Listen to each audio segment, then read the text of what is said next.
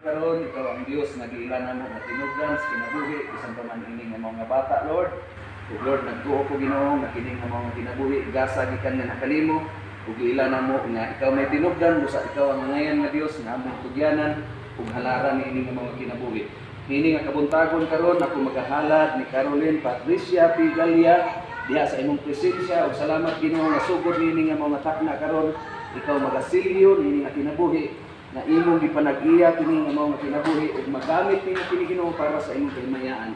Dalaygon ka sa walay katapusan ug Lord pinaagi sa katungod nga gihatag kanako diha sa bag-ong daan nga pakigsaad ug even Lord sa katungod sa Philippine Adventist Christian Churches Incorporated ako magahalad ni Caroline Patricia Galia diha sa imong presensya niini nga kabuntagon karon.